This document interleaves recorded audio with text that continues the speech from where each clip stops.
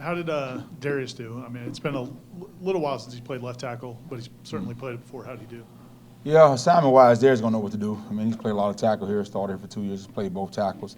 I thought he did solidly. It took him a while to kind of get back in it. I think he only gave up the one pressure on a rollout, and one time he had an outside zone, he missed the out call. Other than that, I thought he played solid, consistent. You know, he looked like his old self, so I was proud of him for being able to jump in there and execute like he did. Chris up front here.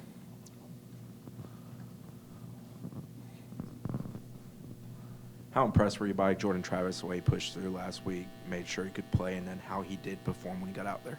Yeah, Jordan's toughness has, always been on display, from taking hits to taking shots to getting up and keep going. So we were highly confident that he was going to play as long as he felt like he could. So, Jordan's a ball player. I'm singing his praise to the end, but, his toughness has been on display since I've known him. He's always been a tough guy to me. Brendan? 4 wide receivers in 4 different games have led the team in receiving. Is that by design? Is that a matter of just taking what the defense gives you? And ultimately, is that a good thing to have that kind of balance? I think it's just making the most of your opportunity, and it's not by design. We're not saying, hey, we're going to try to scheme up and do something different. It's just, a little bit of all of it. But those guys, when their number has been called, they've been able to make the plays they need to be successful. But I'm proud of that group overall. Like I always make a point of that group pushes each other. And the best thing I see is whoever is having any success, you see the whole group swarm and be happy for them and almost beat them up on the sideline. So as long as that energy is up, I think it's going to be, it's a good room. Yeah, Coach, as an offensive coordinator, how great does it make it your job, when you guys get a kickoff return and then an interception before your first snap, for offense? How great is that? Well, yeah, I mean, it always makes it a little bit easier as you start when you get those hidden yards in the field position. So when you take the ball and when you get the ball in the first half, it's more of a field position kind of play. If the defense goes 3 and out, they're kind of still in that hidden yardage coming back on the second drive. But when you're able to take it all the way back and then get an interception, that hidden yardage goes quickly. And now you're up 14 points before, you even get midway through the first quarter. So it kind of changes a little bit, momentum and things like that. But at the end, I've been in those where you start off like that and that momentum kind of dies. You still got to execute and communicate when it all comes down to it. I've heard a couple other coaches from other teams talk about Micah, and the first thing they talk about is just kind of his physicality, and then you see it on display, the way he runs, the way he blocks. Did he kind of raise the level of that group? I'm not saying who's first. They're all physical, but what Micah does, is that significant in terms of just the way it impacts other people? I think Micah gets it because, when you look at him in stature, he's not very tall and big. Like Johnny blocks well. I mean, they all do a good job. But when you see Micah, he's a shorter guy, but he's a thick, rocked up dude. So I think he just brings, he brought that mentality with him, but it's also kind of the culture in that room that dudes has created. And with that position, if you have guys doing that part, the ball will find them. And they bought into that process. That's why you're having different guys, because the more you block, the more that DB has to worry about that, the more, he's looking at you when you slip him and go make those big plays. But now Micah's a tough dude, man. I see some coaches talk about him saying like a little thick, little running back type body. I don't know about that, but he is he's tough, man, and he got our punisher. He was one of our punish plays. We have these punisher plays each week that we show in the offensive meeting, and he was one of them. So, he's going to bring it, and we have to protect him from himself a lot because he's like that in practice too. I'm like, look, we still, need you to be able to do this on Saturday. So sometimes we have to limit him because he will never limit himself. Go to Brendan up front.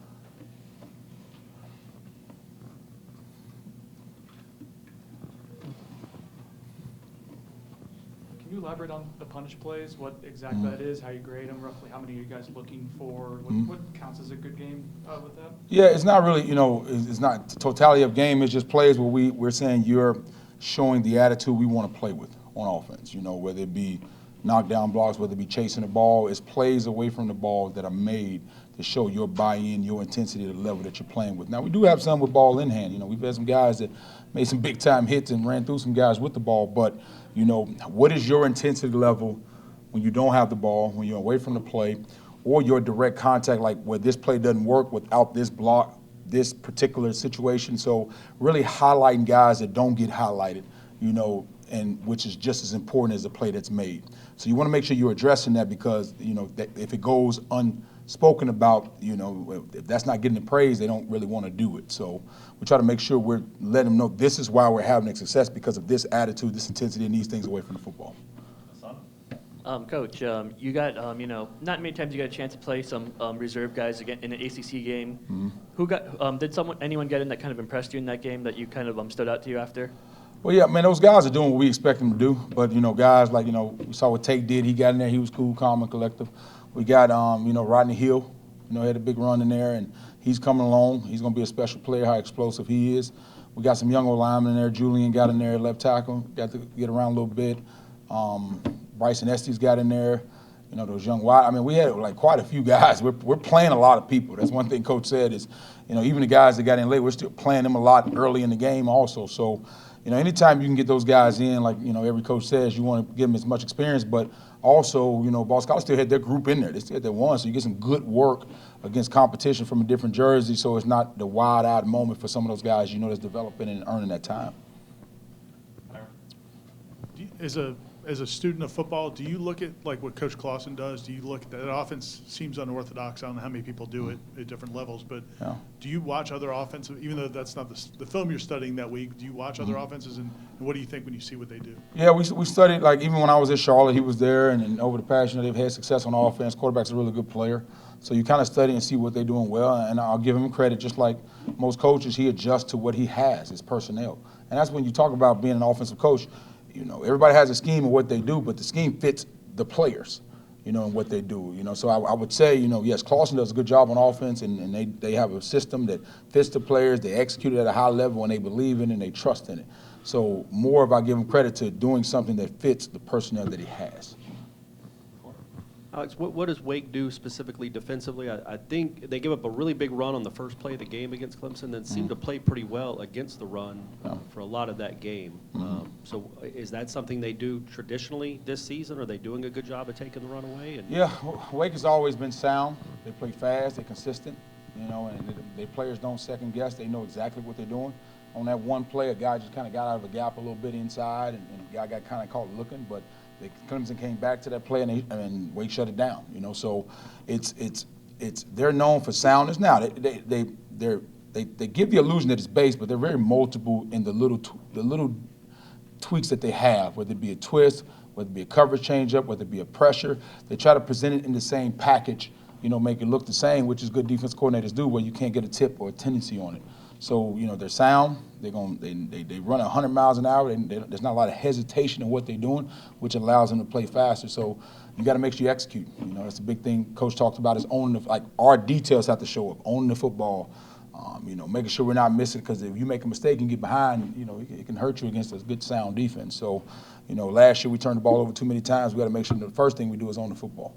So, but no, they present some challenges because, it looks the same. Trey, after the game, said that was he felt like he was back in high school again. It was the first time in a while since he felt totally comfortable. Mm-hmm. Have you seen him get more and more comfortable, or is there anything that you're seeing differently now than maybe the first game of the season?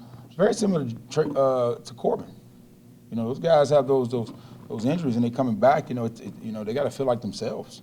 Especially when you lower body limbs and you're a running back and guys are attacking your legs, it's confidence in knowing, okay, I'm all right. Once I get hit a couple times and start feeling like myself and getting back in the groove. But his confidence has been growing since camp. I mean, it's been going higher and higher, and his ceiling's getting higher. And the more that does, he's getting more opportunities. We want to give him the ball more and kind of keep building that confidence. So that was huge. But now, Trey, I think he's back to his old self, so it's going to be fun to watch him. When people look at the stats of that Clemson game, they see that Wake gave up a ton of passing yards and passing TDs. A lot of those plays, they were right there. And either the Clemson guy just went and made a play. I think one went through a Wake guy's hand. Oh, yeah. How important it is for your receivers, they're going to probably get some one-on-one chances, to just go make plays like those Clemson guys made, because they're going to get opportunities like those Clemson guys did. Well, yeah, that's pretty much, every week, like the game is about matchups. And you have to be careful because you might watch another team have success doing something, but your personnel doesn't fit what they do, or that's not what you do identity-wise. You have to still be you and do what the players can do, but also understand when their opportunity comes, they can take advantage of it.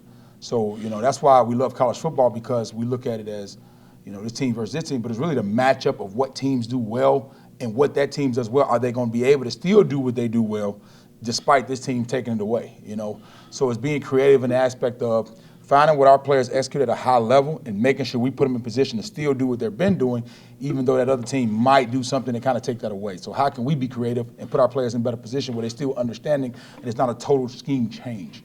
But no, our receivers have shown, they can make plays when it's necessary. And that's really got us out of some tough binds. When you get behind the change a couple of times in that game, we were to make the big plays in the passing game where you still can kind of get those long drives like when we started and backed up and things like that. So, our receivers' mindset is to, they're going to make plays. So I've enjoyed having that. Okay. Thanks, Coach. No doubt.